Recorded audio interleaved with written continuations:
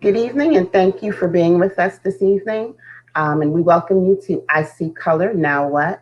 And we're really excited this evening because we have a panel that is full of so much knowledge and so much wisdom. And we're ready to address a topic that is very important right now as it pertains to Black Lives Matters, going back to school, all of this in the midst of the coronavirus. And so I'm so excited that these individuals decided to be brave enough to come on this panel and talk about issues that are very serious to us right now.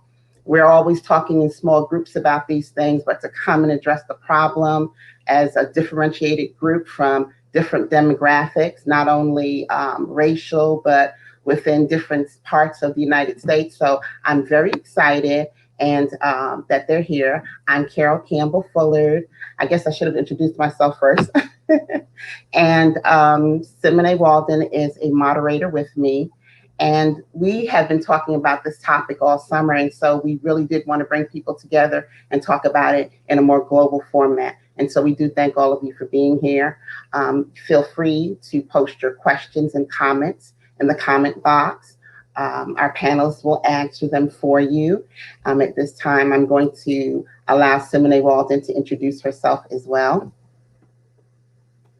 Hey everybody, my name is Simone Walden. I'm an educator here in Prince George County, Maryland. I'm a speaker and I'm also an author, and so I'm excited tonight to be moderating this discussion with Miss Carol Campbell Fuller and all these amazing presenters. And so we'll start off with letting each of the presenters introduce themselves, and then we'll get into our questions. Please engage with us on Facebook or YouTube. Post your comments, post your questions, and we would definitely love to answer them. And so I will pass it on to Dr. Mark King. Good evening. It's a pleasure to be here. My name is, as she said, Mark King. Been in urban education since 1994.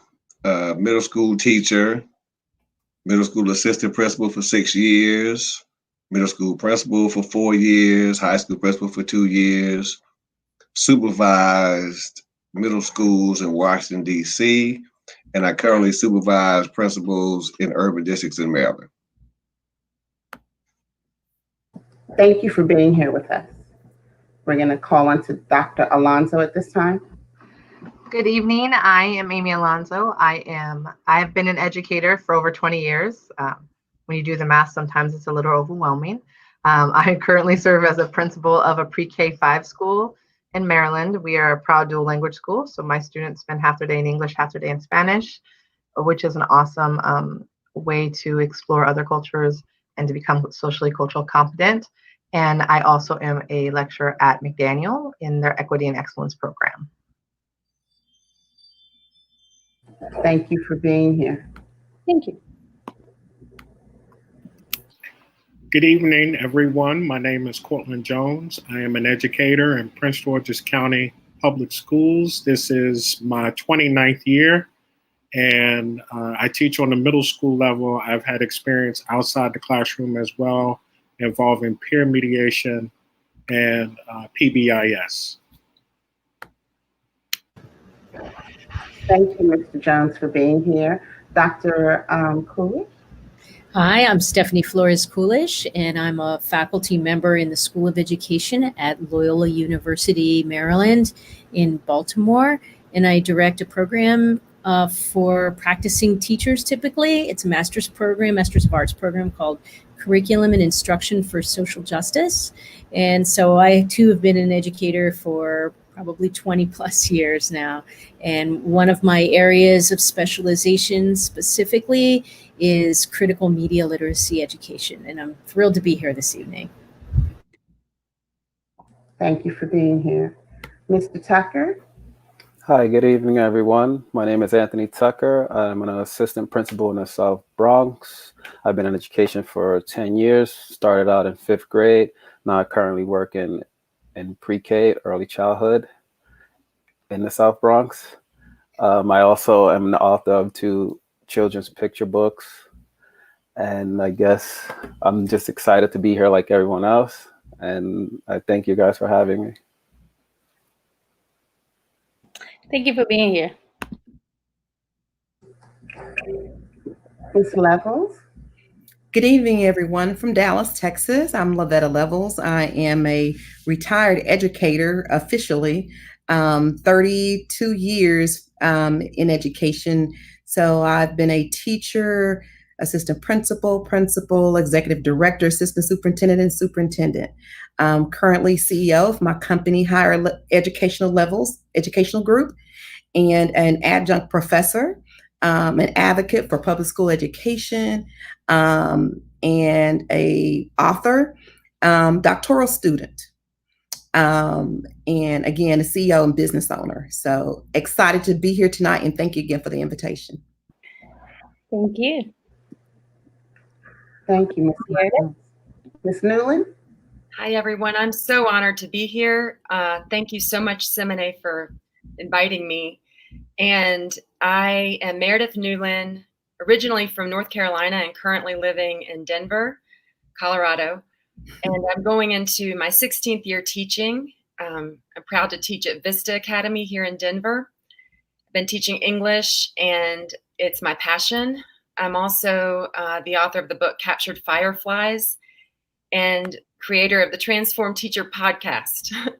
And more recently, I've been dabbling in building a side business where I coach teachers around their mental health and self-care and give professional development to schools to help teachers around strategies to help them with their well-being. And I am just really enjoying this opportunity right now because connecting and collaborating with all of you is just going to be such a treat. And I can't wait to soak up all of the wisdom that's going to be shared tonight. Thank you. Thank you. Thank you. Ms. Whitney Martz? Hi, good evening. My name is Whitney Martz. I have been an educator for 15 years.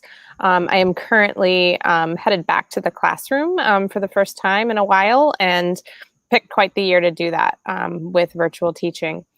Previously, I have been an instructional coach and an assistant principal in DC, and I will be teaching 8th grade special education math next year. Thank you so much. And as you can see, we have a power-packed panel that is going to give you the information that you need to hear today. And so as we start to dig a little bit into our conversation, I just want to set the tone. The purpose of this panel discussion is to explore race, equity, and education. And this is a candid, amiable conversation between colleagues, because at the end of this conversation, we want to know what we can do to move things forward. What are the next steps in education as it pertains to equity in the classroom, equity in the curriculum, equity in discipline, and even equity in hiring more teachers of color into the profession. So what do we need to do as we look at that? So again, I'm excited to have you all here. Simone, would you like to add anything? The only thing I would like to add is that these presenters, they have taken a chance on us to come together to bring something together where it's not, to pinpoint fingers or to cause a further divide, but it's really for us to have insight on how we can work together to collaborate. And so I'm again thankful and honored that that you all have said yes, especially on such a public platform where people have lots of opinions and they can take anything you say and run with it. But I'm just thankful tonight that you all are here and that this is going to be a very good conversation. I know we're kind of like mild-mannered and tempered, but teachers, educators, we have a lot of fun. So hopefully by the time this is all said and done, we'll be laughing and smiling and joking. And so I'm just excited. And so Ms. Carol will get us started with our very first question. And so make sure you share, you comment, and just enjoy yourself tonight as you listen to the panelists and as you tune in and share your feedback and your thoughts. So I wanted to start this evening by opening up with some statistics, some research that I've been looking at, and just to kind of get your reaction to them. So one thing that I came across recently was this statistic, and I just wanted your reactions to this.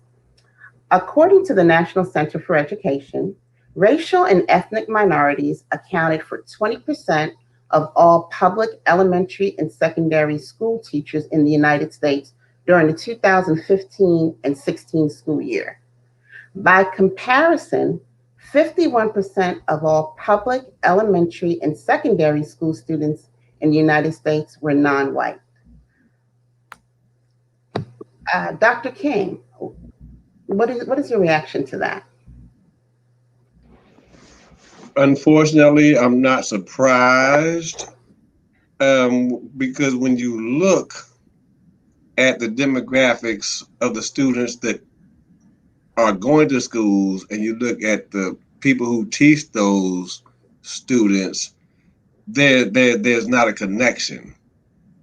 So when you're talking about the comparison, I'm not surprised at all because there's not an outreach from the public school sector to the university sector as far as recruiting minority teachers, especially minority teachers that are male. So since the public schools are not emphasizing the need for students to see people that look like them teaching the class, unfortunately, I'm not surprised at all. Ms. Newland, how do you feel about it? Coming from a teacher's perspective and, you know, what you see in classrooms all around. I'm also not surprised, and it's disheartening. And I was, through all of the Black Lives Matter and the racial reckoning that we've been going through, I've been thinking a lot about my first teacher, and he was my kindergarten teacher. His name was Lucian, and he was African American, and he just made such an indelible impact on all of us. And I was looking him up because I was just thinking about him, and I came to find out that he was the first African American male kindergarten teacher in North Carolina. And I just thought this was like 1982 or something. And I was just like, that's pathetic. You know, like, why can't we change this? And I feel like it's a systemic thing. And it is something that, like you were saying, Dr. King, the connection between the school system and the universities, and there just needs to be a lot more to change that. And it's a community issue, not just an educator issue. We have so many stakeholders here. And so it's alarming, and I think it needs to change, and I'm glad we're talking about it tonight. Is there anyone else that would like to respond? Ms. Fuller, I don't mean to interrupt, but it's interesting because she remembers his name. The first African-American male teacher I had was in 7th grade. His name was Johnny T. Smith. I went to my second period class. I had a science class, Charles A. Albert, African-American male. My math teacher was Buford T. Ward, African-American male. So as an African-American male, I think that I should remember those names, but for her to remember that, that's really powerful for me. Mm-hmm. Well, also, go ahead. Sorry. I also think that when we are looking at recruiting, we have to look at those that are prepared. We have to look at, like you said, the teacher programs and partnering. I've seen districts partnering with community colleges and with universities to ensure that we have a pipeline, a regular pipeline across several years instead of a one-time, one thing. So I've seen those types of programs. Is there an issue? Absolutely. I know in Baltimore County Public Schools, they had a very specific initiative that focused on recruiting teachers of color for their school district. It was very successful, so much so I had the opportunity to participate in a conference that was hosted by Education Trust that talked about specifically recruiting Black males for school districts. And Baltimore County was highlighted as one of those school districts that had done it well. And again, like you said, they partner with the university, they work with their parents. Often you see parents that struggle in their initial careers that are interested in education, but as educators, we can recruit them over. We can bring them over to our side because they love our calendar. They love children. They want to work in school districts. They want to give back.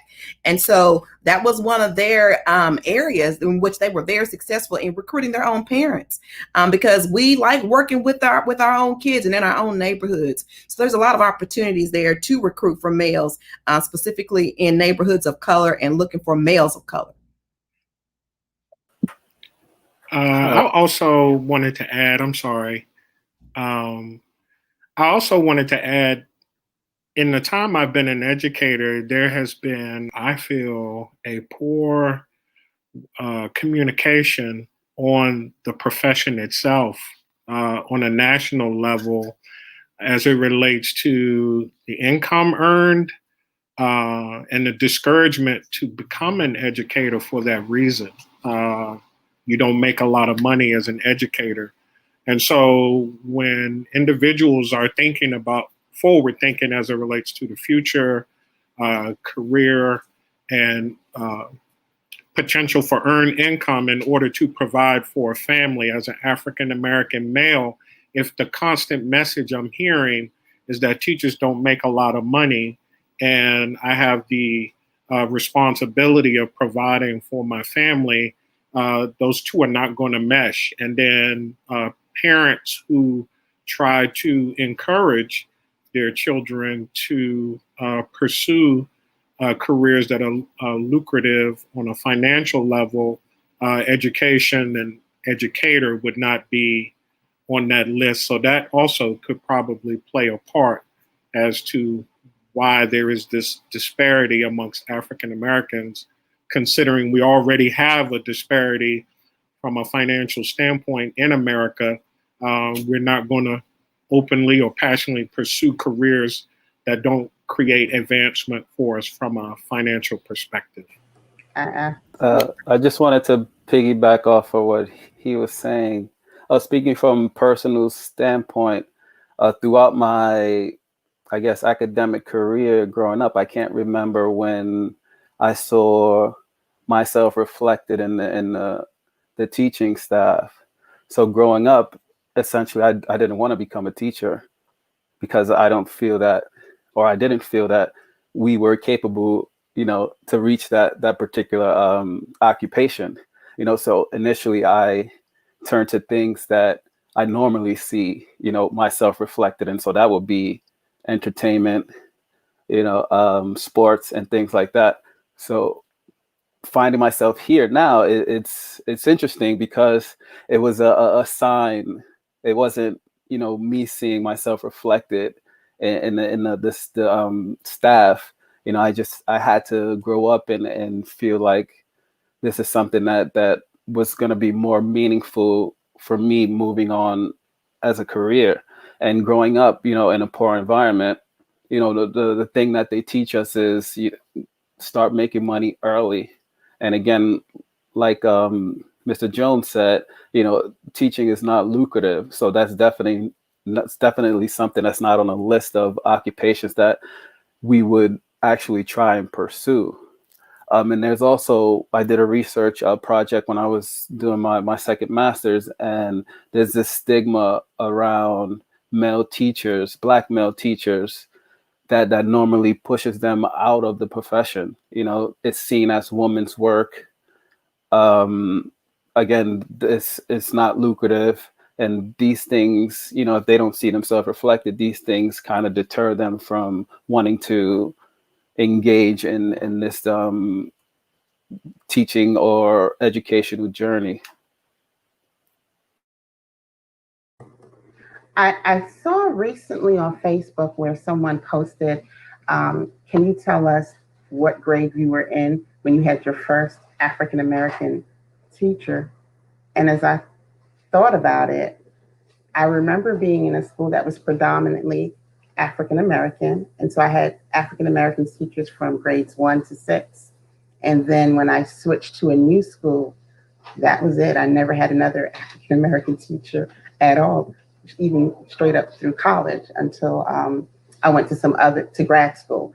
So it's just interesting how even at an early age, how much just a person can have an impact on you, whether you are African-American or of another race, because I think it's like Dr. King said, it's powerful what you just said, Ms. Newland.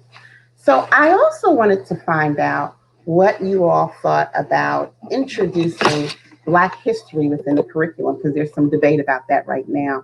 And so as I was reading some information, in 2015, the National Museum of African American History and Culture with Oberg Research conducted a study about how social studies teachers conceptualized and implemented a K-12 Black history curriculum. The study surmised that generally only 1 to 2 lessons, or 8 to 9% of total class time, was devoted to Black history in U.S. history classrooms. Additionally, what is taught is sometimes lethargic, too celebratory, and lacks complexity.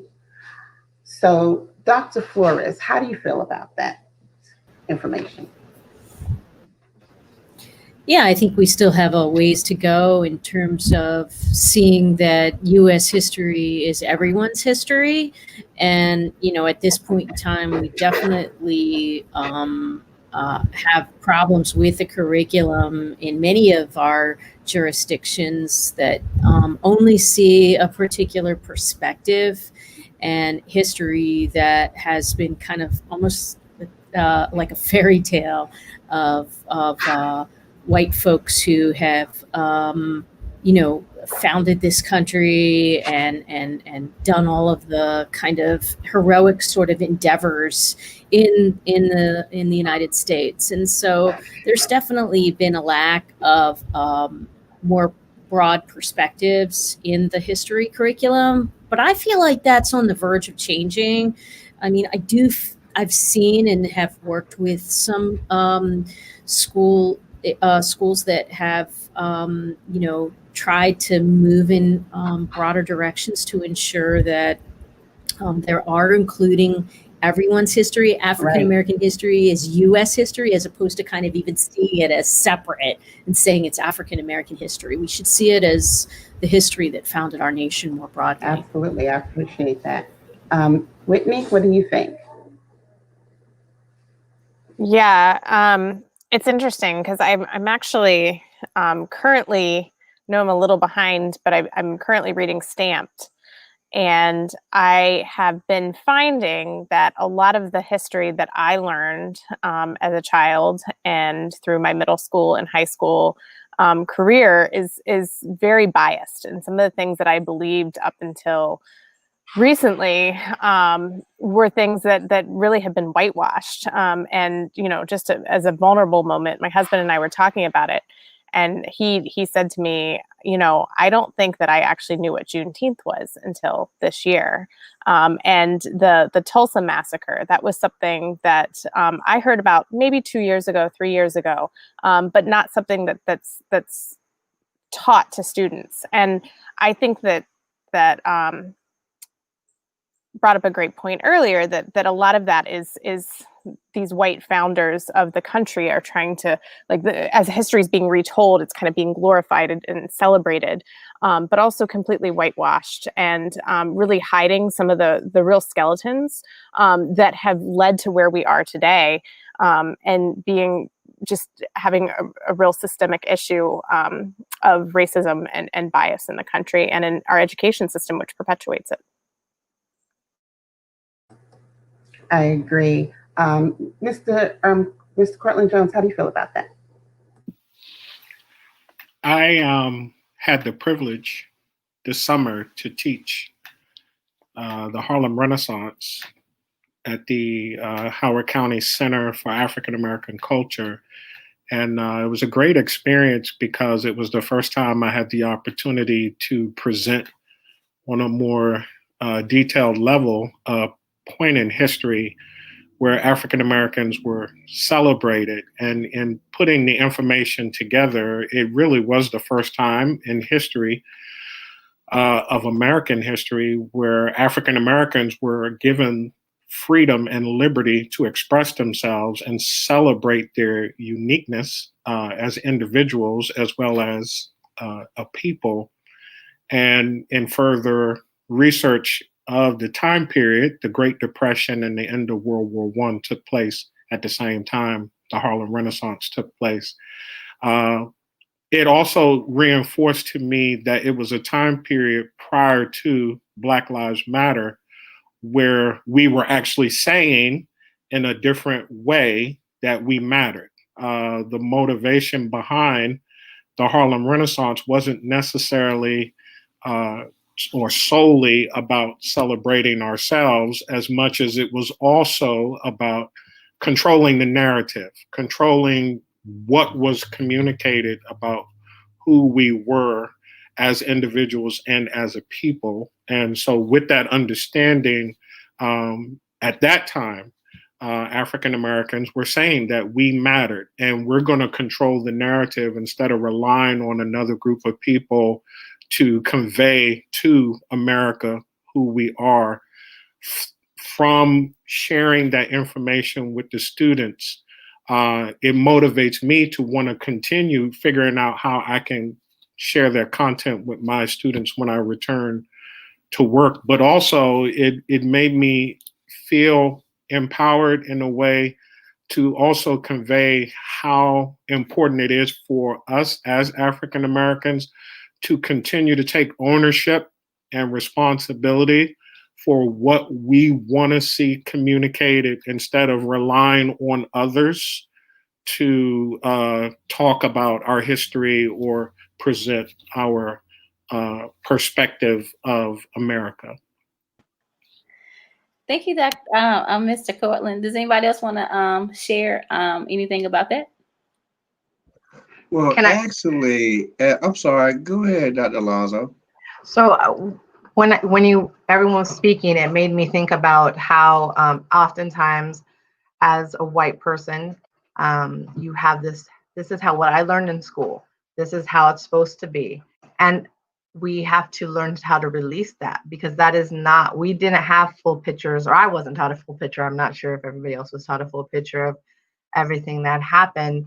And as an educator, we have to be comfortable in our discomfort, right? Because it's not about us, it's about those children that we're teaching, and we're giving, we're building them up to become the teachers, to become the lawyers, to be the parents of the future. But it's also not just when you read a book that has pictures of students of different races, and it's really about being in that conversation with the children and the families. I'm taking my leadership team this summer through how to be an anti-racist, and I felt that was pretty knowledgeable. But you learn things in your life, it changes how you think about things, and it changes things, and it's been so neat to hear the conversation my leadership team has had around what that means. What does that mean for me? Why? Oh, it was different than I thought it would be. And then I push on, like, then when we have our students in front of us, how's that kind of conversation going to go? Because it's easy when you're reading a book and you're kind of reflecting. It's different when you have a child in front of you or a parent in front of you who you feel is speaking in this way or that way. You have to, if that's who you're going to be, you have to be true to that all the time. So it is just, we have to be open as educators to things. It was different than what we were taught. It wasn't just this perfect little story that got all lined up for everybody. And that's what makes us great, is that there are the other parts, and we just need to learn them and share them with our students. Yeah, Dr. Alonzo, I think you're absolutely right. And I think what you're speaking about, and I don't want to speak for you, but I think what you're speaking about is brutal honesty. There's a brutal honesty that has to be told. And as a former social studies teacher, I understand that. But in the same sense, it goes deeper into McGraw-Hill, Houghton Mifflin, who are writing these social studies textbooks, who are writing these U.S. history textbooks, and how are you framing that story? Are you framing it from an angle that is comfortable for you, or are you framing it in a way that's accurate for everybody? And if it's not accurate for everybody, that also creates issues for everybody because it's not accurate. So some students that are Caucasian Americans, they have a perspective based on the textbook because they believe and they honor the teacher. African American students feel the same way. This is the textbook, and you honor and you respect that teacher. So with that being said, until the textbook is more accurate and depicts the real and accurate story, this is what you get as long as a racial divide, as along the lines of a racial divide. Can I add, Dr. King, he's right on target. In the state of Texas, the State Board of Education member, Aisha Davis, led about an 18-month initiative ensuring that African American Studies was, first of all, an approved course in the state of Texas. And second of all, that we had African American educators participating on assisting on developing curriculum that was more inclusive, that included the African American story, the African American narratives, the Latino narratives, the Native American narratives. And so we thought that that was completely important in Texas. And so it's been completely transformative and historical at the same time. But it's important that we tell our own stories and that we are included and that we're at the table. So while we're doing one thing, making sure that we're included in the Texas history and making sure that those publishers hear our voice and that they know that this is the expectation. We also have an approved African American history course, so we're doing things simultaneously. So really excited about that piece. And to Dr. King, you're right on target with that. Can I just address something you also said, Dr. King? I think it's really important. We have the buying power for the materials that come into our buildings often, right? And so I know initially I started talking about my dual language program, and I work very hard to buy authentic texts, Spanish text, not direct translations, groups. I know this is a little off, but it's on target. Like, I have control over where that money goes. We as a staff have control. And I think it goes to what you said, Ms. Levels, is like, if our voices need to be heard to make those changes, and that buying power is part of that change as we go forward. Yeah, and I think you're absolutely right, because in my mind, if I step out of being an African American male for a minute, I think about the Trail of Tears. Really? We moved Native Americans from Georgia to Oklahoma, and they just won a federal lawsuit more than 100 years later to say that, yes, this is actually yours. But that's not the story that's in the book. So you're absolutely right. And at a principal level, I'm glad that you're thinking along those lines. But until you get to the district level, to where people are like, you know what, we need to review this actual textbook to make sure it's not only historically accurate, but culturally accurate. And I think we're at a point now to where the culturally accurate aspect is about to outweigh the historical aspect. Because we've all been taught the historical part of it, but the cultural part of it, we've never gotten that part of the story.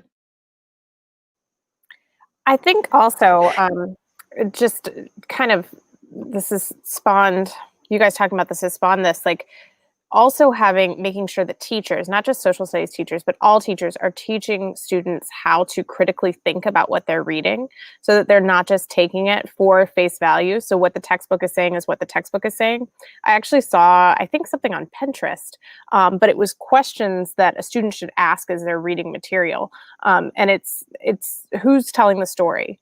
Who benefits from the story, and really teaching kids to be critical, and adults critical of what they're reading and what the truth is, to kind of try and figure out different perspectives so that they can find the truth in there. Yes, I totally agree. And I was fortunate enough, when I taught 7th grade social studies, I also taught English or reading, because, like I say, this was in the 90s, but in the same sense, it made it easy to weave those two content areas together. So until we get to a place to where everything is interdisciplinary, we're always going to have disconnects. It's easy to connect English and language, arts to social studies. It's easy to connect math and science. I can also connect PE to math and science. So until it's all interconnected, which we teach the children to think and not just read and spit the answer out on somebody's standardized test, we're always going to have this issue, because the critical thinking part is the issue. If you could think, you can make a determination about the answer of anything. Yeah, totally agree. Thank you so much, Dr. King, and to everybody who has already shared. We want to introduce or let Dr. Spears introduce themselves. We apologize that the studio was full when you tried to come in, so we'll let you introduce yourself now, Dr. Spears. Take yourself off of mute. Greetings, everyone. My name is Dr. Spears, and I'm an associate professor at Bowie State University in higher education. So I'm excited to be here. I want to continue, let this discussion continue so I can engage.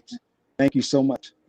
You're welcome so much. So I'm going to take a question from the, a couple comments from the audience really quick, and then I'll go into the stats about suspension. And so any one of you wonderful panelists can address either the comments from the Facebook or the stats that I'm going to share. So this is from a wonderful educator out of, she's a principal, I believe, now, Rachel Bouchard. She says the Ed Trust also did a series on teachers of color, and they stated some issues that African-American educators deal with in their schools. Many schools use them as the only disciplinarian on campus, especially for African-American students. So here is the stat that I'm going to share with you all. It says Black students are suspended and expelled at a rate of 3 times greater than white students. On average, 4.6% of white students are suspended compared to 16.4% of Black students. Black boys and girls have a higher suspension rate than any of their peers. 20% of Black boys and more than 12% of Black girls receive an out-of-school suspension. So the question is, do you find any of this surprising? What are your thoughts about that? Either what Ms. Rochelle posted or the stats about suspensions. And we can start with anybody who want to answer that question. I wanted to just share in Prince George's County, coming from a school district that is predominantly African American, it wasn't until I had the privilege of being able to attend a Black Educators Rock Conference where I met with other educators who were teaching in districts where they were not the majority, they were the minority. So it helped me to better understand on a national level the concerns as it related to the high disparity, as it related to suspensions. So that really opened my eyes, because even in the school community that I currently work in, we have at least 10 African American males.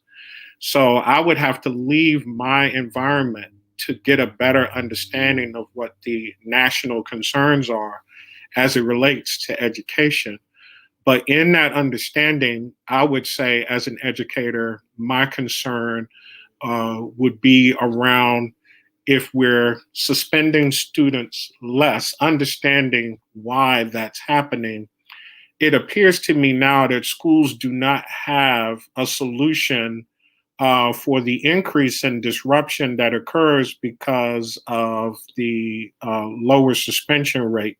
When kids begin to see that there aren't any quote unquote true consequences for behaviors that would normally warrant some type of discipline from the schools. And so I understand and respect the need to find alternative means to help students, particularly our African American male students, on better ways of coping with the challenges associated with the classroom. But at the same time, I also want to see schools and school districts come up with viable solutions for the alternative to decreased suspension rates that now create increased class disruption for the educator who is now struggling with the disrespect and the behaviors that come from that. And you know, Mr. Jones, I think you're absolutely right. But my concern is twofold. One is the soft definition of disrespect, because what may be disrespectful to you may not be disrespectful to me.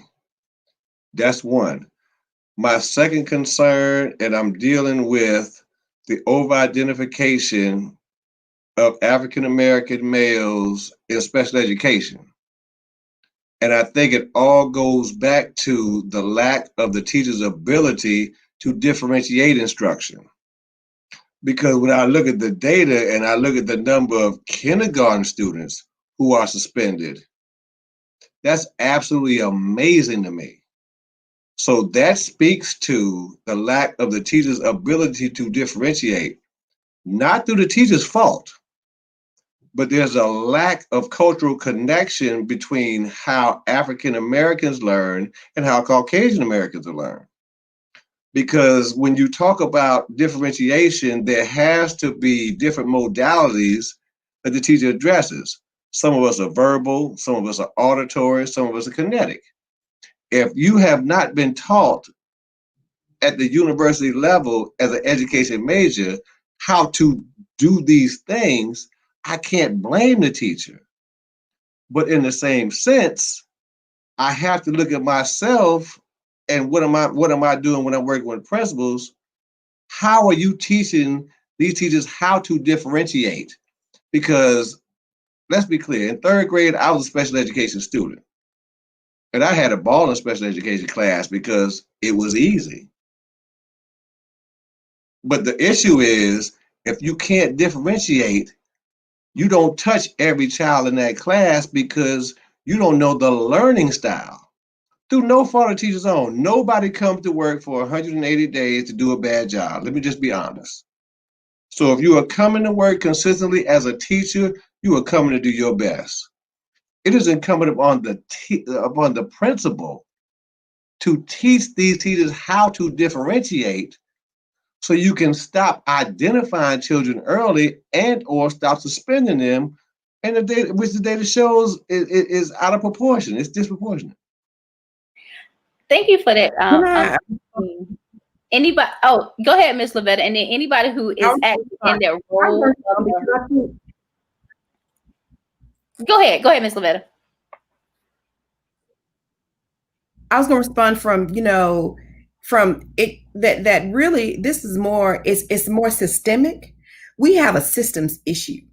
While we can say that the teacher doesn't have skills and we want the principal to go in and model these skills, the principal may not have skills. So we need to really look at this systemically. So much so when you start looking at utilizing school resource officers in schools, what does that look like and why? Why in some districts a school resource officer is more of a mentor counselor, but in other school districts a school resource is a disciplinarian. He's handcuffing elementary kids. They're taking kids to jail. And so I think it's more systemic. Yes, a lot of teachers lack the cultural understanding of children in which they teach. And we talked about Black children having Black teachers. John Hopkins had a study here recently that indicated that if a Black child has one Black teacher by the time they're in third grade, they are 13% more likely to graduate from college. That's how important it is to have someone in front of you. By the third grade, just one, you are 13% more likely to graduate to college. So that's important. So as you're talking about teachers that are not prepared to deal with children of color, of children of difference, children that have different modalities, children that are special needs, whatever that is, we have to look at the system in which they are working in and work comprehensively in depth. We've got to go horizontally and vertically because we're looking at policies, we're looking at training, we're looking at recruitment. All of those things tie into that data. So we can all walk away with our own individual role in which how we can affect that data. But I think if we want to really affect all of our children, then we've got to look at the whole system as a whole. That's good. Miss Stephanie or Miss Whitney or Meredith or Dr. Spears, would y'all like to piggyback or Mr. Anthony? Can I just say one quick thing? I'm sorry. I just wanted to say something about Miss Levels had said, because it was a really aha moment for me, and it's systemic, right? And it goes back to our question about how we saw our history and reading the history books. Like, we want to go to school how we went to school. And this is what's ingrained, in my opinion, sometimes in your mind, how you went to school, the experiences you had. And I was at a conference in November, and a principal was talking about how they don't have rules about the hallway. Kids don't need to walk in a line because that's not about. And I was like, as an epiphany for myself, even. You're like, why do they need to walk in line as long as they're being in real life? We don't walk in lines. We walk calmly. We know what's expected of us as people. And why don't we give that control to our kids? Like, that's a very simple thing, just to let them have the control, because we don't need to control the line as an educator. And it was just one of those things I thought, wow, am I doing a disservice to my children? But it's just something that's just different, because we always walk in lines in school. You walk in a line, but we don't need to walk in lines. And I think it does start in little things like that, but they're big things, like you said, Miss Levels. Yeah, and to piggyback on that, if you were to visit any upper middle class, predominantly white private institution, you wouldn't find children walking in lines. And so the question is, why do we have students of color experiencing policies and practices that mirror policies and practices that exist in incarceration facilities, in military facilities, as opposed to having more freedom and the opportunities to be able to be individuals and free thinkers? Yes, and you guys basically said exactly what I was going to talk about. But thinking about from a systemic lens also is, I think it's been kind of a buzzword recently, but the trauma-informed practices and building relationships. And I think about my teacher prep programs. That's not something I was taught. That's not something that I learned. It was something that I had to learn on the job. And I'll be really honest with you guys, probably didn't get good at until I had my own child. And that was when it really kicked in for me. And so thinking about teachers who are, like you said, Dr. King, they're doing their best. They're coming in 180 days. No one wants to be not successful, but they're struggling. And as I'm thinking about building relationships in a virtual environment, I realize also that there's very little, there's a lot of resources and research that say build relationships. This is what you need to do. You need to be culturally competent. But not until recently have there actually been real, like, tangible strategies that you can use to do that. And so a teacher that's struggling, that maybe doesn't have those interpersonal skills or doesn't know how to build relationships across differences, they're lost. So yeah. And that is powerful. That is powerful, because 2 years ago I taught adjunct classes at Bowie State, and I was teaching education classes, and you would be amazed at what the education majors don't know. So I end up closing the textbooks. I said, okay, let me help you understand what a real school looks like and how it functions. And it was the greatest experience of my life, because they had no clue. They meant well, and they had the textbook. I said, okay, close the textbook, because all the answers are not in there. There is going to be an experience in a classroom that you are going to have to where there was no comp exam, or there was no final exam to give you the answer for this. So what you're saying is very powerful, and I think it speaks to teacher preparation. And as I said earlier, the disconnect between the public schools and the universities, because the public schools are not informing the universities of the need. And since we're not informing the university of the need, the university can't fill a need. So it's definitely a communication issue that I think that can be addressed, but it had to be intentionally addressed. It can't be haphazard, and it can't be a one-off. You just happen to know this professor. No, we have to be intentional about, this is what is going on in public schools right now. This is what we need students to know when they go to their student-teacher experience in Washington, D.C. Can you provide that for us? But there has to be an intentionality about it, and there has to be open lines of communication. If I could, real quick, piggyback off of all that has been shared, and listening to Dr. King, I actually wanted to relay really a vulnerable moment, transparency. Early in my career as an educator, the way in which I used to instruct my classroom, it was more controlling. No one could do anything. No one could move until I, dispersed all the materials and teaching art. No one could get started, even if they knew what they were doing. And there was one young man, African-American male, every day he would ask me, Mr. Jones, can I help you? Because he's watching me try to pass out materials to 30 students, knowing no one can get started. And every day I would say no. And then one day I actually pulled him aside and I said to him, I want to apologize to you, because the reason why I was saying no was because I was assuming if I allowed you to help me, you would cause disruption in my classroom. So that's why I'm apologizing to you.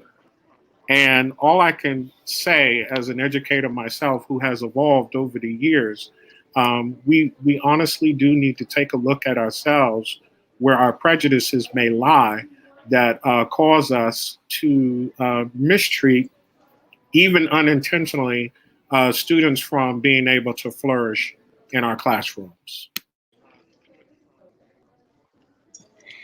Thank you for sharing that, Mr. Cortland. Anybody else want to share anything before we move on from this? And I'll go back through the comments really quick. Okay, so we have. Yeah, I wanted to kind of piggyback a little bit off of. Okay, go ahead, Dr. Spears. Back a little off of what as the public school and higher education, colleges having that collaboration in looking at some of the needs similar to this discussion. John Hopkins did a study recently when evaluating Black male versus female students. Non-Black teachers were probably about 5% more likely to think that male students wouldn't graduate with a high school degree. Black female teachers are more optimistic when predicting the future of Black boys and teachers than any other demographics. And then they continued on to talk about white male teachers are 10 to 20% more likely to have a low expectation as it relates to Black female students. So I think when the public school system is looking to address these systematic issues, that collaboration with the university and the public schools can definitely help to combat and strengthen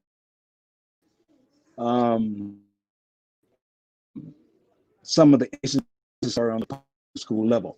So I just wanted to just kind of give some feedback, and seeing that as a professor at Bowie State University, and seeing our efforts there to work more with whether it's Montgomery County, Prince George's County, Howard County, but collaboration and this type of dialogue would definitely be an asset to addressing these issues. All right, thank you so much. So we're gonna go to another question really quick, and it says, are white teachers able to teach African American history in a culturally responsive manner? Should they teach the subject? Why or why not? Who would like to answer that? Anybody? I can. Okay. I'd like to at least give it a start and say that I believe that white teachers can teach African American history if they've done their homework, basically, and if they approach the subject matter with utmost respect and humility, knowing that they may need to continue doing their homework and need to admit when they make mistakes. I mean, these are sort of generic kinds of suggestions that I think all teachers would find of value. But particularly when you're teaching material that you want to uplift, that's been neglected for many years, you have to treat it like it's sacred, I think, especially if you're a white teacher. And but at the same time, I guess it's imperative that we be able to say that it's okay, because given the statistics and the demographics that you mentioned earlier, if white teachers couldn't teach African American history, then we'd be short of being able to provide that material to students just simply based on who's in the classroom right now. So I think we just need to find the best ways to ensure that white teachers can teach it again most appropriately with the utmost respect and seriousness. Okay, thank you. Anybody else want to share? Well, I just want to add, oh, I'm sorry. I don't want to interrupt you. You can go ahead. Yeah, you can go ahead. Okay, thank you, Mr. Jones. I think that's such a tricky question, but I don't feel like it should be tricky at all, actually. And I'm posting in the chat box a unit plan that I wrote, and I would love it if you all wanted to share it with any educators. I personally feel really passionate about this, and I feel like it's about centering voices of color instead of making me having that white savior syndrome that has been mentioned, or the great white hope that we see in literature. When I teach To Kill a Mockingbird, I take my students to the Orange County Historic Courthouse and I have them sit in the stands. I have my white male students sit in the stands where Tom Robinson, the defendant in To Kill a Mockingbird, and we, our former First Lady recently spoke so eloquently about how important empathy is in our world. And that is how I approach planning units, especially around literature, empathy, and putting yourself in somebody else's shoes.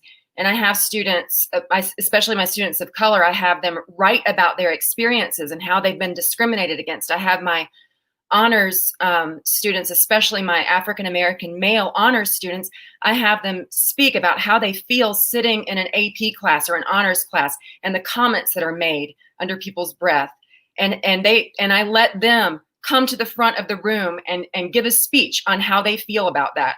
And I try as hard as I can to take myself out of it, but I get impassioned about it. But I feel like it's about amplifying the voices instead of making ourselves that white savior syndrome and coming across as, I'm going to protect you, I'm going to rescue you, but more about empowering our young students of color, and especially our African-American males and females, to know that they have these beautiful gifts inside of them and they have everything they need. And I just wanted to say about what Dr. King was saying about the teachers. I totally agree with that. Like, there needs to be more training around culturally responsive teaching and restorative justice practices. This needs to be like in every single school across the country. And I think it's unacceptable for any teacher to not know what these terms mean or how to, or not have any of this training. In this day and age, unacceptable. That's just, I get impassioned about this. So that's all I wanted to say. I just wanted to share, I had a conversation with a young adult client recently, and she had mentioned when in the classroom, a Caucasian male was responsible for teaching African-American history. And he acknowledged he didn't have an understanding of the history. He acknowledged not being prepared according to what the student shared. So what he did do was put on music by Biggie Smalls and Tupac Shakur, and he wanted to get the students' feedback. But that was his introduction to the students on African American history. I believe that it is possible for anyone, as has already been stated, who is humble, passionate, who wants to put the time in to actually do the research to successfully share content as it relates to what our children should know. But it has also been stated on this panel that there needs to be an opportunity for the student as well to take the content that is being shared and provide feedback and be able to make their own personal assessment on what it is that they're learning and how that information can be applied. The last thing I'll say, when I taught the Harlem Renaissance this summer, I asked an open-ended question to the students what they thought the Harlem Renaissance meant to them. And one of the students actually said it was a great opportunity for the African American to be able to use who they were, their abilities, their skills, to be able to communicate to others who they were. And I really believe that's part that would be missing, but is critical in any type of study of history, is making sure that the student has the opportunity to make connection with the content and its relevance, whether it's relevant to history or making it connect to today. Simone, I'm gonna watch my airtime, but in 10th grade, I had a Caucasian history teacher, Phil Mayberry. He is why I teach history now. He taught African American history. Of course, it was just the month of February because that was the curriculum, because this was 1980, whatever. Let's let that go. But he taught that with the same zeal he taught all of the history. That's why I teach. That's why I got certified to teach social studies histories. So yes, I do believe it is possible for a Caucasian, Asian, Hispanic, whatever the case may be. You can teach it, but you have to teach it with the same zeal that you teach everything.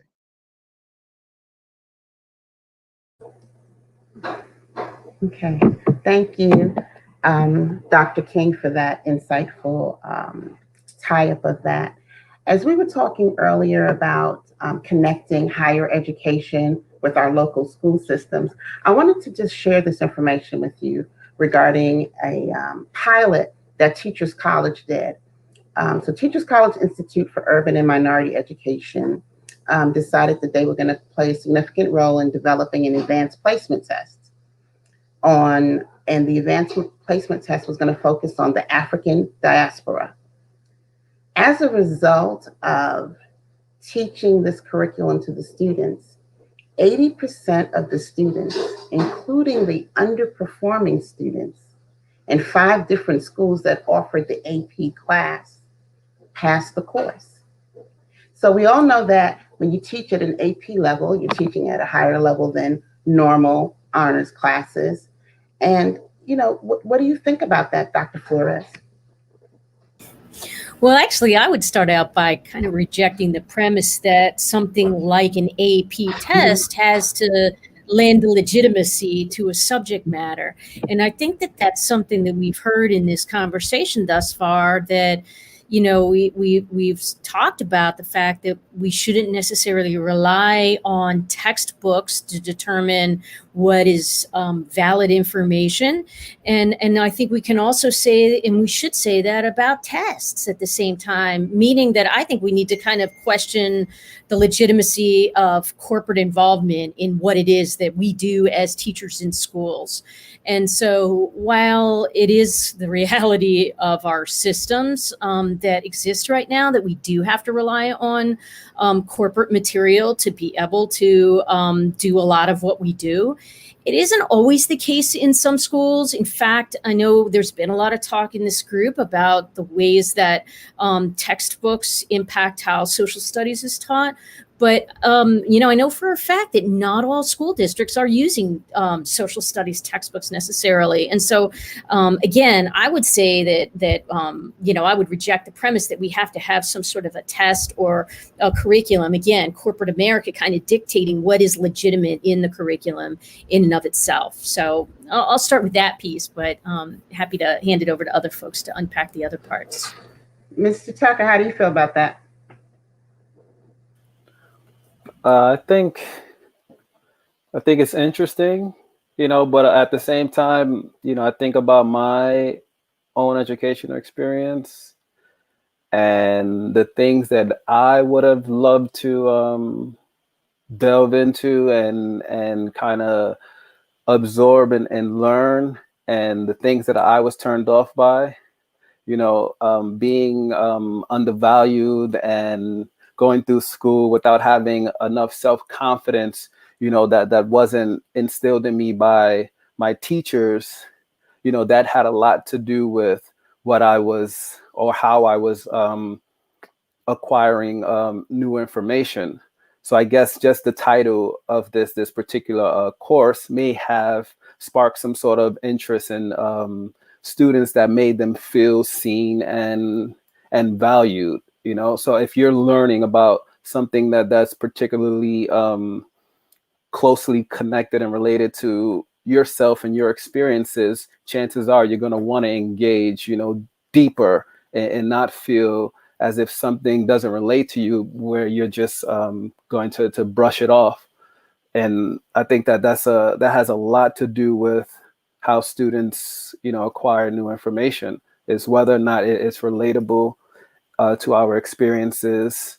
Because a lot of times learning about, I guess, the inaccurate information that was taught to us growing up, I was always turned off. I was a student who was suspended. I was one of those kids expelled from school in I guess, first or second grade. And again, it's because I didn't feel valued. My self-esteem was low, and that was due to a lot of how I was treated by the faculty inside of the schools, and also the content. We can tell teachers to be knowledgeable and teach students about how to critical think and things like that.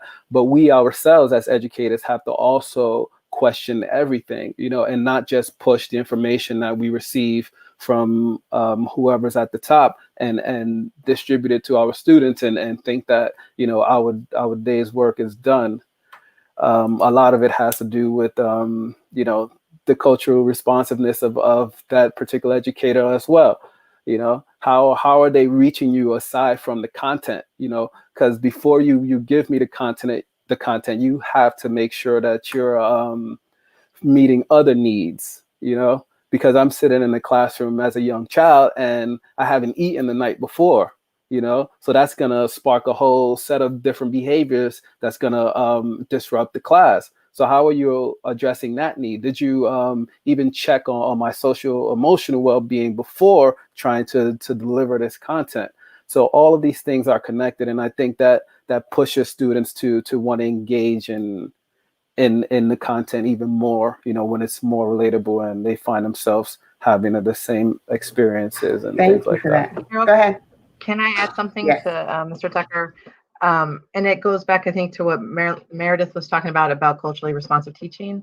Like, I think we can teach educators those concepts, but there's something inside of you that has to believe them, and you have to live them. Because I think children, and I think goes to what you were talking about for yourself, Mr. Tucker, children are the best truth tellers. They know if you like them in such truthful ways that adults, we hide ourselves sometimes, or we hide what we're seeing, but they're so truthful in what they do. And I think that is the part that as a white educator, I need to be open. I need to learn. And I can tell you every academic, word. I have a doctorate, but if I don't believe it and I don't live it and I don't make Anthony know that I care about Anthony, not because I have to care about Anthony, but I genuinely care about Anthony, it doesn't, the other stuff doesn't matter, because that is the truth. For some students, they have to know, and they always know. They always know when you don't know, when you don't care. It's amazing. Even the little ones, the 4-year-olds, they know. Right. Absolutely. They can always sift you out when you're not being genuine. And I think that's an important part of when we stand up in front of these students. So we've talked about a lot of different things, and I hear you, Dr. Flores, I hear you, Mr. Tucker. So then let's talk a little bit about, how do we change this trajectory? What do we take back to our districts, to our schools? Where do we start that work? What does it look like? Ms. Levels? Okay. As I shared earlier, I think it is systemic. I think that it's important that we first acknowledge it. One of the things that I did in sharing this information regarding tonight's conversation, I shared in several organizations and several persons that I collaborate with on a regular basis, that this is a conversation that needs to be held in individual communities. I think that that with the most recent pandemic and with the George Floyd incident, Breonna Taylor, there's a lot going on across our nation and across our world, and it's revealed a lot of things to us individually and as a people and as a nation. There are some surprising things that have occurred for me, is that the openly racist behaviors and the mistreatment of people just because of their race, even though we are living in 2020, that it continues, and that we still feel like we have gone back to 1960.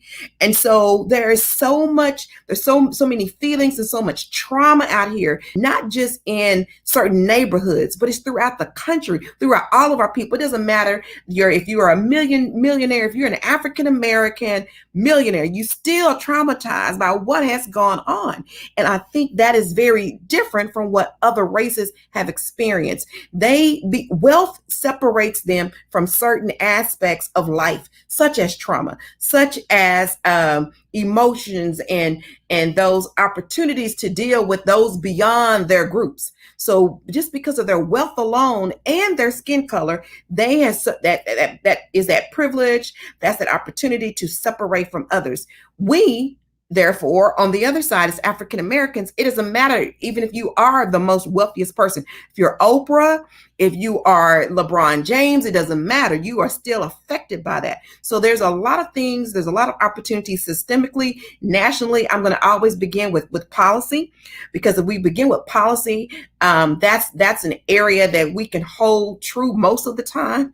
And I know that there's a whole piece around convincing our people that policies have real teeth to it. So I think that there's work to do, again, at the lower level and at the highest level, and it's comprehensive. We have policy work that needs to be done. We have training for educators. We have relationship development with parents and community. We have to rebuild trust. Again, we have to ensure that school districts still have the best interests of children in mind. Now we're questioning those things. Just based upon some of the recent incidents, just in this whole decision around, are we going to reopen? Are we going to have synchronous or asynchronous schools? And so that alone has become a political debate based upon the opportunities of access to broadband and internet.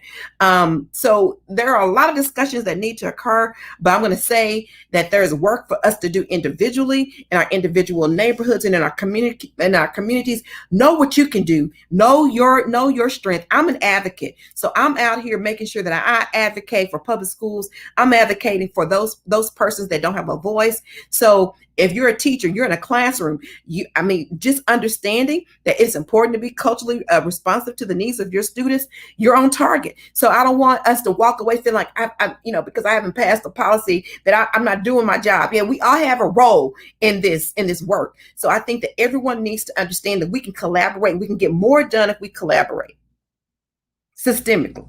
So what I hear you saying is that, honestly, a lot of this stuff has to take place sort of simultaneously, because we know that policy is not going to change overnight. So as a teacher, as an assistant principal, as the principal, when you walk into those schools or remotely right now, what are you going to do? What are your plans? Anyone want to jump in and answer? I'm going to close out with this. This work is so heavy. Yeah. This is heavy work. Yeah. It's so heavy. So as we are working, let's do self-care. Let's do some mental care. Let's do some emotional care, because this work is real heavy if we're really intentional about this.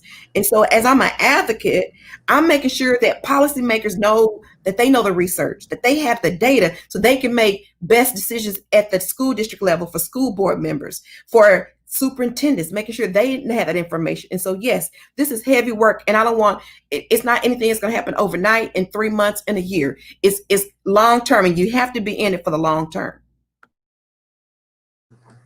So, Whitney, you're going back in the classroom. How do you attack the situation? Yeah, so I'm thinking about that as I'm listening to Ms. Levels. And I think first and foremost, keeping equity in mind and thinking about your most vulnerable students, most marginalized students at the heart of everything that you do. So in all lesson planning, in all decisions that are made, how do you reach the child that doesn't have Wi-Fi at home? How do you make sure that everyone is receiving the same opportunities, and really building from that point? But also thinking about on more like of a global lens. Also, I know that personally for me, there has to be, I think, Dr. Coolish, you said humility earlier, and there has to be some level of humility, and knowing that as a white woman, my bias and my white privilege is going to come out in ways sometimes that I'm not even aware of. And being able to take that feedback and then make changes, and creating a environment with colleagues and with students and with families where it's safe to then talk about that, so that I can then correct those mistakes, acknowledge it, and move on, so that people are not being alienated, so that students are not being alienated, and so that we are really we're focusing on those students that need us the most. And one of the things that I'm glad to see, at least in my little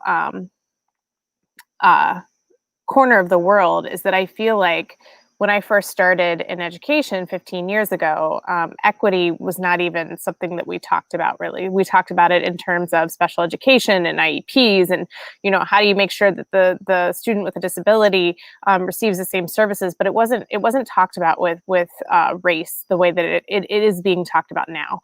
And I don't think that we're at solutions quite yet, but I do think that educators are talking about it, and they're talking about how do we make sure that we are creating a system that is more just. And we've got a long way to go, a long way to go. But I'm really, I want to be optimistic and hopeful that we will get there.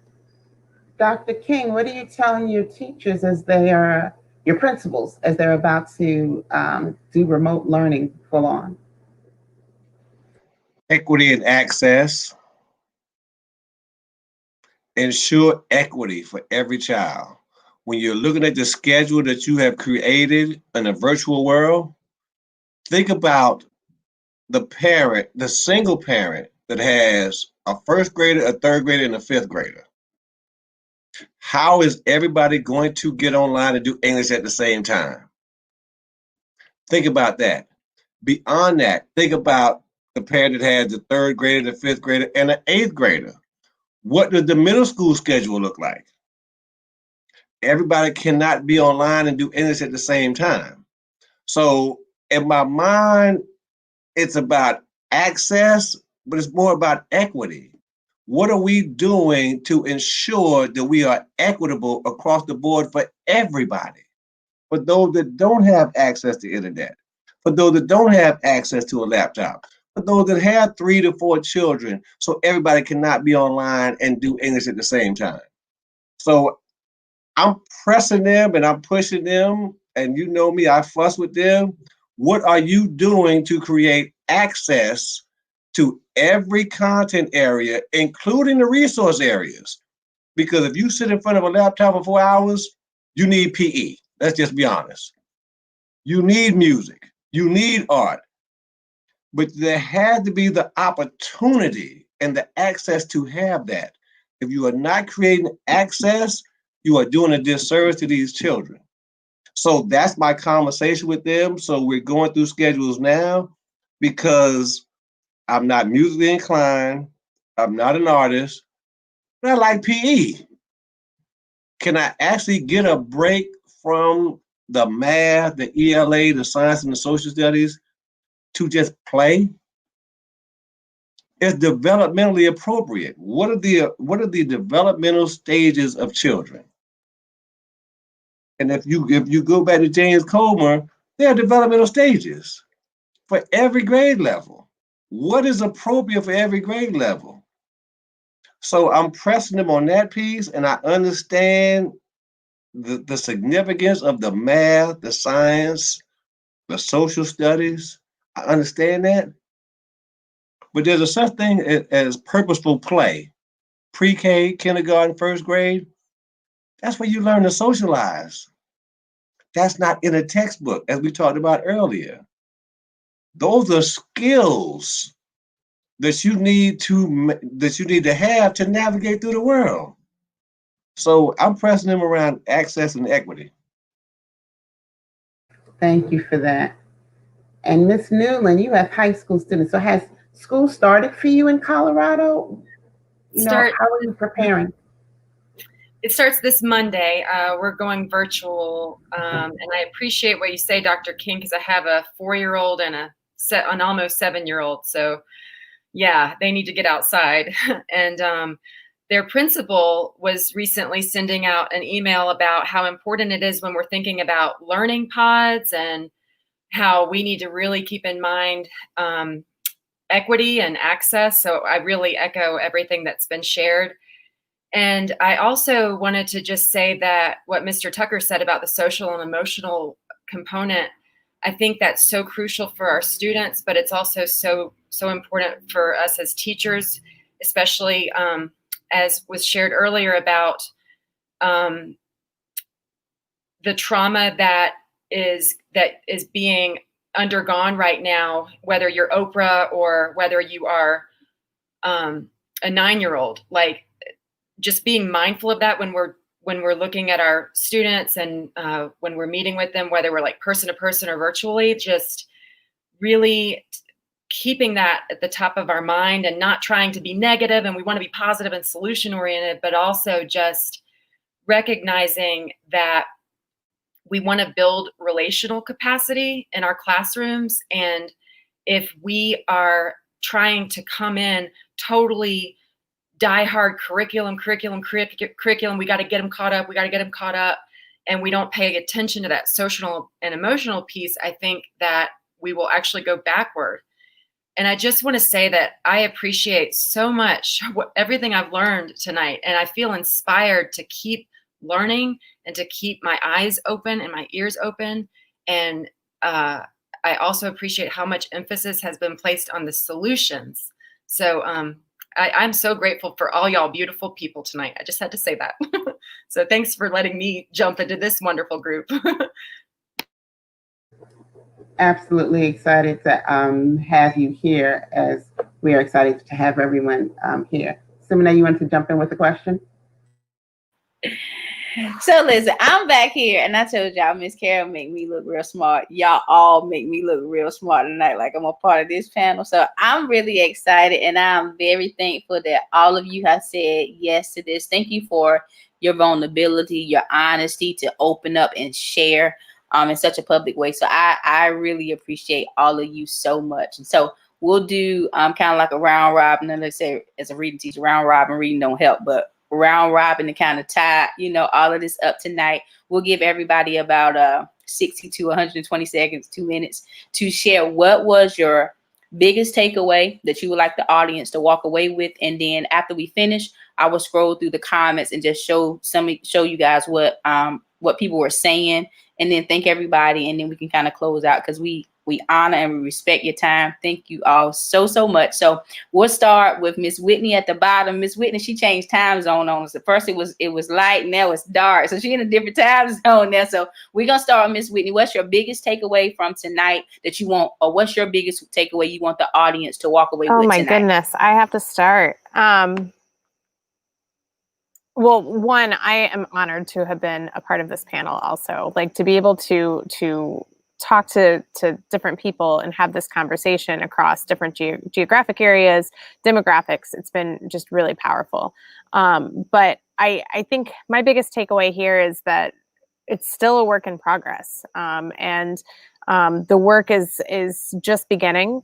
And I think it takes a group like this and more groups like this doing this work and continuing to have these conversations in order to move us forward, in order to move our country forward, and to really just hopefully make a better landscape for our children ultimately. And so I guess my biggest thing is this is a starting point. Let's continue to have the conversation. Thank you, guys. Thank you. Miss Stephanie? Sure. Yeah, I too appreciate the opportunity to be able to have these conversations that cross among a variety of educators. And I know tonight there's been a conversation brought up about higher ed and the fact that it seems as though we may be missing the mark at times. But I think having opportunities like this and trusting each other to be able to have conversations with and respect for teachers like Anthony, who I admire teaching in the early elementary years. I think that's terrific. And I think we need to continue these kinds of conversations to be able to hit on the importance of systemic issues, as Ms. Levels brought up. And at the same time, we can recognize the importance that the social emotional elements play in education, whether you're teaching the students that Mr. Tucker teaches or I'm teaching teachers. And I too realize that this is a huge moment in our lives right now in history, and that we need to be aware of the impact that it has.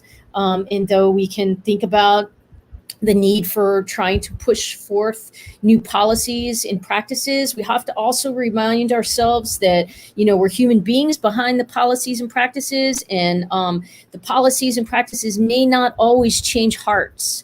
And so I like to always put an emphasis on the humanistic side of our profession, and again, to underscore the various elements of the interdisciplinary nature, as Dr. King brought up. So thank you guys again. Let's keep talking across all of these levels of education, because it's really important. Come into my class. Any of y'all are welcome to come into my class and speak to the students.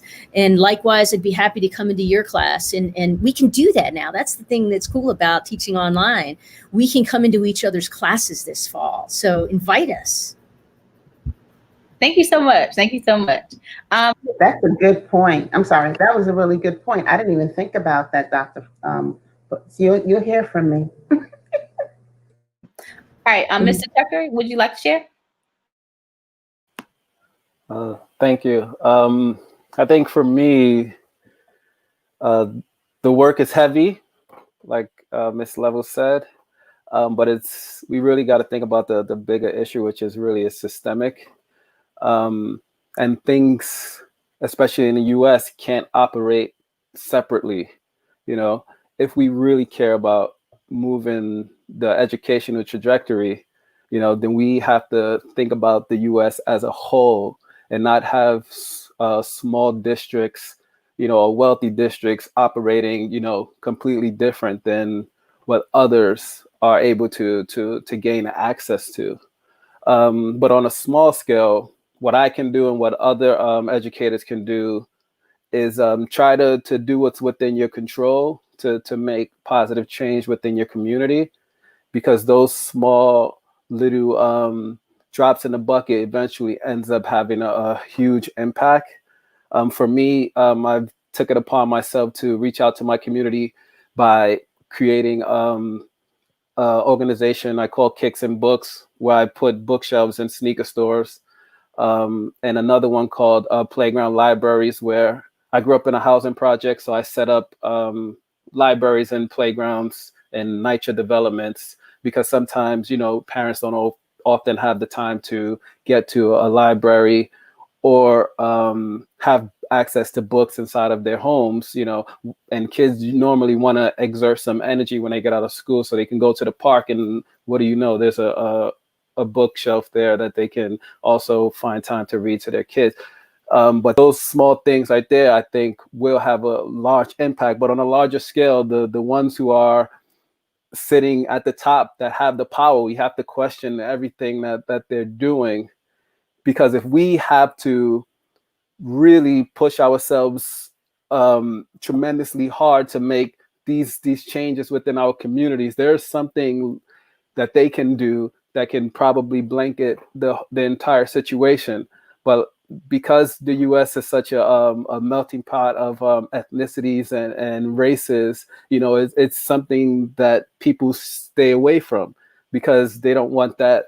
They don't want to relinquish the power. They don't want it to shift, which is we know if things we want to get better, we have to make some sort of change, and it doesn't mean necessarily when you provide equity and access to a particular subgroup, does not mean that you're taking away opportunities from a particular group, And I think oftentimes people get it confused. They think that because I have to make these policies and create these changes, now I'm not going to have access to something, which is not necessarily true, but if we all care about, this United States of America, we cannot continue to operate separately. And it's sad that these things continue to constantly come up, in 2020. I would like to see somewhere in my lifetime that things, become a little bit better in relationships, access to resources and opportunities, because these things really are detrimental to people who don't have access to it, especially someone coming from poverty, who dealt with mental health, and still battling, some of the traumas and things like that, and not having the proper resources to actually address those things. So most often those things are reflourishing and haunting me now as an adult. And I still, don't feel comfortable, speaking to someone about, these traumas that linger, every single day, and they affect my ability to think, my ability to write, my ability to read. All of these things are affected, and it started at an early age, But for me, I find the strength to push myself forward. But unlike myself, there are kids who can't find the strength and succumb to these traumas, and then that's when you get this high rate of violence and behavioral things that people see as negative, But that's all I want to say. And I thank you guys for your time and having me. It was such a rich discussion, and I've learned a lot from every one of you, and I appreciate being here. Thank you. Thank you. I just want to say this to Mr. Tucker. The fact that you are transparent enough to share your story, please know that makes an impact on the children that you serve. So definitely appreciate you for sharing your story. Yeah, thank you so much. Ms. Lavetta? Okay, I want to bring out some of the subculture within the discipline data that we talked about earlier, and then I'm going to go ahead and do my little 35 seconds. That within that over-criminalization of Black boys and Black girls, there's a super subgroup in there called Black girls.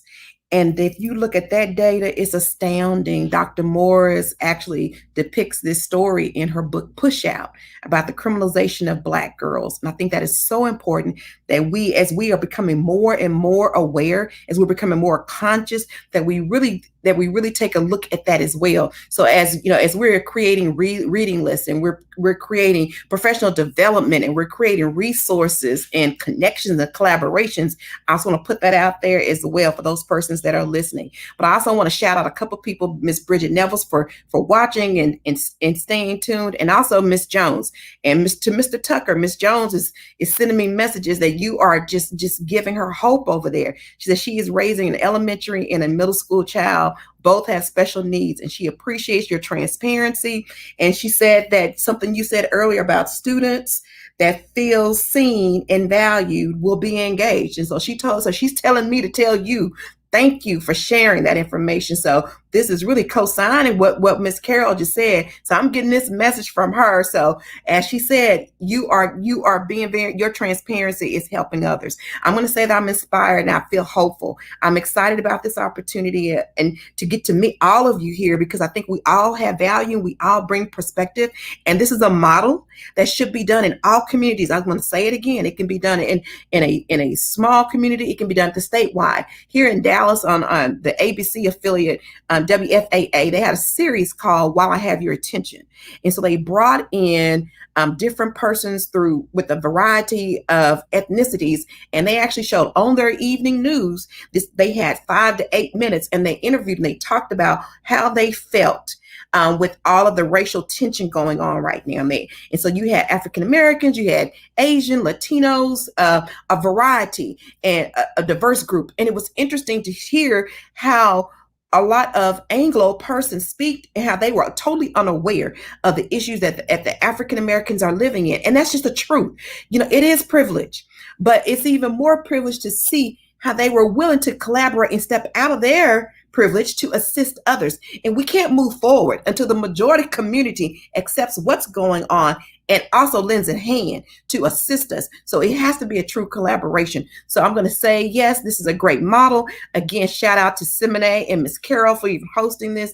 And thank you all for having me here. And, again, the conversation needs to continue. And everyone, please be inspired. Margaret Mead said, that that it takes a group of small people to get together to get that work done. And I know I've paraphrased it, but we all know the quote. So I'm going to say this is just the start of a small group of people coming together to get the work done. Thank you. Thank you so much. Thank you so much. Ms. Newland? I'll keep this brief because I think I stated my mind earlier, but I'm going to keep it very brief. Love, hope, compassion, encouragement, focus on the solution, focus on moving forward together, listen. And if you're a teacher out there and you're entering this school year, just ask yourself 2 questions. Whenever you're feeling disheartened or demoralized, just like put your hand on your heart and say, what do they need right now? What do they really need? And what do I need? What do I need? And just take a minute and listen. And it's okay to just acknowledge that and see them, see yourself, love them, love yourself. It might sound simple, but that's all I have. And I think I already said it. I'm just so happy to be here. Thank you. Mr. Cortland? I want to first, really express my appreciation and gratitude for being a part of the panel and have the opportunity to share. I really do appreciate this opportunity and to be privileged to hear from so many people from so many different backgrounds and parts of the United States. I learned a lot coming out of my community to go to the Black Educators Rock Conference. Because for the first time, I started to hear and understand what was going on around the nation as it related to education. For me, it's self-work. It's continuing to do the self-work that would allow me to do my part. As a classroom teacher, I definitely feel motivated to want to look at how I can be culturally responsive in what I share and what I teach as a writing teacher. And then also how I can empower my students to do the same thing in practicing the self-work that, as was mentioned earlier about things being heavy, dealing with and coping with the reality of the world that we're in. How can we teach our kids to cope with that reality, but also feel empowered in it, that they could use their voice to be able to influence or affect change, much like the Harlem Renaissance. So having a stronger, healthy sense of self that would allow me to feel like I can take information and share it with the broader community. So my own self-work and then teaching students how to do the same thing. And then with my colleagues, the things that I see are helpful as far as how it works with my students, sharing that information with them so we can, as was shared here today, create that momentum that would motivate others to participate in the work. Thank you so much, Mr. Cortland. Dr. Alonzo? It's Alonzo. You got it. I was thinking about the fact that we need to have these conversations, and we need to not be scared to have these conversations, because oftentimes that's what stops us, our fear. And I thought about what Mr. Tucker shared, and how do you create space for people to do that? Because obviously, as you said, Mr. Tucker, it took you a long time to get to the point that you can talk about some things. How do we create space for our children to have these conversations with us and with each other? I work a lot with educational, I can't think of the right now, consultant. His name is Dr. Jose Medina, and he talks about, there's 4 questions he asks, and it kind of goes with what Meredith was talking about. So you ask yourself, who am I? Who am I not? What do I believe in? And what do I need to do as I serve others? And so every time when you're making those decisions, if you ask yourself those questions, it's going to take you down that path you need to go to for our kids. And in the end, I say this to my parents and I say it to my staff, we write a chapter in our kids' books in elementary school. And it's what chapter are we going to leave for them? So when they're our age and they're having this conversation, are they going to remember you? Or what are they going to remember about that time? So, but thank you guys for everything. It's been nice to be able to talk with you all. Thank you. Dr. King. Don't say it like that. Listen, I do apologize for the amount of airtime I did take up. No. Actually, can I just say, I'm like Miss Levels, I'm getting a lot of messages saying, okay, Dr. King, yeah, he better go ahead, so no, actually, it was very insightful, so I appreciate you.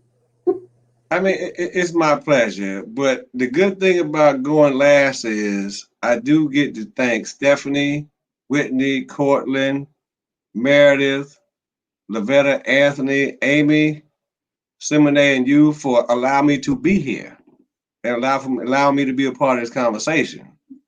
But I do also want to say that I think this conversation needs to continue, if not with just us, with other people that are involved. And what we're trying to do nationally. And one of the good things about going last is you get to take notes, because it's clear that these are universal issues. This is not a Maryland issue. This is not a Washington, D.C. issue. This is not a Texas issue. It's not a Colorado. This is a universal issue. So I do think we need to continue this conversation, but that's at the discretion of Ms. Fuller. The second thing I want to say, in reference to something that Mr. Tucker said, and my boss says to me all the time, lead from your seat. You may not be able to have the effect at the superintendent level, the deputy superintendent level, but from your seat, you need to lead from there. Because that is the example that young people need to understand that they can do. Because before they become the superintendent and the CEO or the deputy CEO, they have to be the teacher. Lead from there. The third thing is the K through 12 connection into the universities is critical. That is what I honestly feel, and this is an opinion, is the missing link to improving education K-12.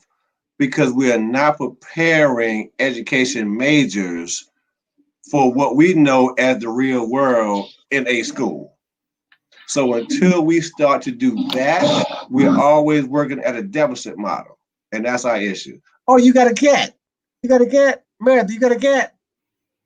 Oh. But it wasn't my 4-year-old. I apologize for that, Dr. King. No, Meredith, don't apologize. I've been online since Monday from 8 to 5. I've seen cats, dogs, children, adults. So no, don't apologize. That's why I was like, I'm glad that you have a life, because that's my last point. You can't be whole and you cannot give everything to everybody else if you don't take care of you. That cat helps you take care of you. Everybody should have something that allows them to ground themselves in themselves. We spend 10, 12, 14 hours a day at the work. If you do not take care of you, and this is for everyone on this call, if you do not take care of you, you cannot take care of everybody else. And that's all I got. Because you are most important, and sometimes you have to be selfish. Yeah. Well, Dr. King, I think you summed that up wonderfully for us. And, just to add to what you said, self-care is not selfish. Educators seem to think so. Take the time that you need for yourself. And I am so glad that you said that this work and conversation needs to continue, because I would like it to continue. So I will be reaching out to each one of you. As we know, it's going to take a long time, but if each one of us, if we're each doing the work in our little areas, then it'll start to make a dent. And that's really what this conversation was about. It was about to lay that foundation, to discuss it open and honestly, to let people know that you can have this kind of group and have that type of discussion and move forward. So I absolutely thank you all for being here today. And I will be reaching out to you so that we can put this on the road again, okay? So please, thank you. And I thank everybody that tuned in and stayed with us. I appreciate it, because I know we're up against the DNC tonight. So if you hung with us for this time, I so appreciate it. To each one of you, thank you so much again. Have a wonderful evening. Bye-bye. Okay, you do the same. Okay, bye-bye. Bye-bye.